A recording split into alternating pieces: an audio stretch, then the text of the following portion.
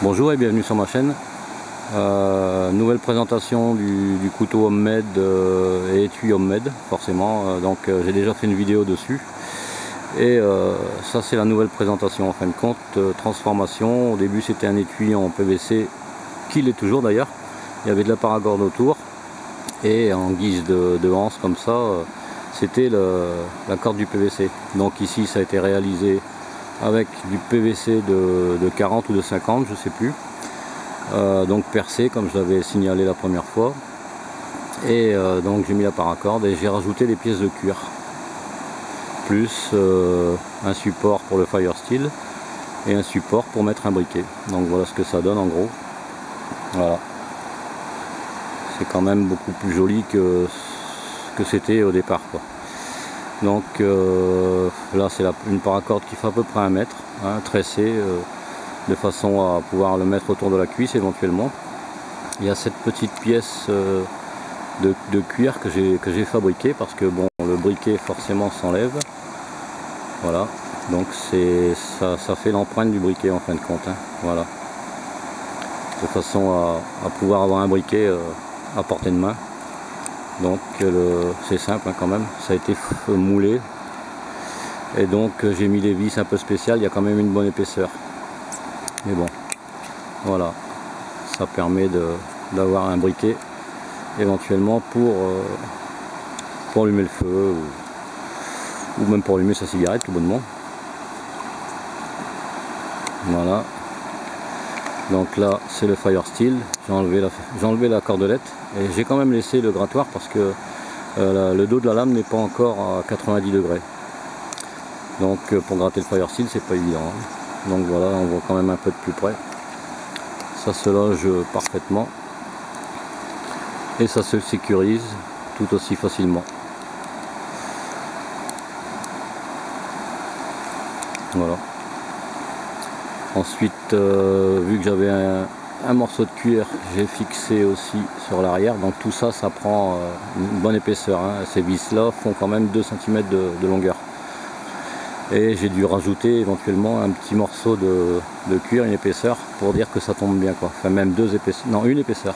Voilà. Et j'en ai profité donc pour rajouter ceci. Et c'est c'est un affûteur, hein, diamant, tout simplement, avec une partie plate et une partie rainurée qui sert pour affûter les hameçons. Donc voilà, ça permet de pouvoir affûter le couteau, d'avoir tout sur place. C'est quand même beaucoup plus intéressant. Rien de trop particulier, juste que c'est beaucoup plus pratique que ça ne l'était auparavant. Ce que j'ai rajouté aussi, c'est une petite pochette toute simple. Voilà. Bon, je vais pas forcément tout sortir, mais c'est dans une poche zippée. Donc il y a un peu d'écorce de bouleau, il y a un morceau de bois gras et puis il y a un morceau d'amadouvier. Donc voilà, ça, ce qui permet d'allumer un feu. L'ensemble au départ avec la paracorde et le PVC, sans tout ce que j'ai rajouté, faisait environ 300 et quelques grammes. Et là forcément maintenant je suis passé à 500 grammes. Mais bon, il faut quand même avouer que c'est quand même plus intéressant comme ça. Donc la cordelette s'enlève facilement. C'est un tressage un peu spécial que mon ami Dave de la chaîne I Carbon Steel Love avait fait pour moi. Donc j'ai refait un peu ce système. Ça s'enlève très facilement. D'ailleurs j'ai fait le même sur ce petit bout qui est accroché sur un anneau, et comme l'anneau était déjà sur l'étui, ma foi je l'ai laissé, quoi. En plus il y a ce petit anneau et il y a aussi une cordelette qui passe derrière, quoi. Éventuellement on peut le mettre en tour de cou, mais ça fait un peu lourd, mais je l'ai laissé, voilà, c'est pas gênant, quoi. Alors ici on voit quand même les coutures, donc avec les vis qui passent à travers, la couture aussi ici pour l'ouverture. Donc voilà, c'est quand même assez intéressant, quoi, avec le petit élastique pour le faire revenir. Et sinon rien d'autre de particulier, quoi. Juste cette épaisseur que j'ai fait là, tout ça c'est moulé, percé. La paracorde passe tout bonnement ici derrière. C'est juste posé en fait, hein, on voit pas trop bien, voilà, comme ça peut-être. Et c'est posé là, ensuite ça passe ici, en dessous, ça passe tout le tour, et ça repasse normalement en dessous, et puis ça ressort ici, voilà. Je l'ai mis dedans, de façon à ce que ça traîne pas, quoi. Et là il y a 2 mètres de paracorde, là ici il y a 1 mètre, 1 mètre 20, là ici il doit avoir à peu près 50 à 70 cm.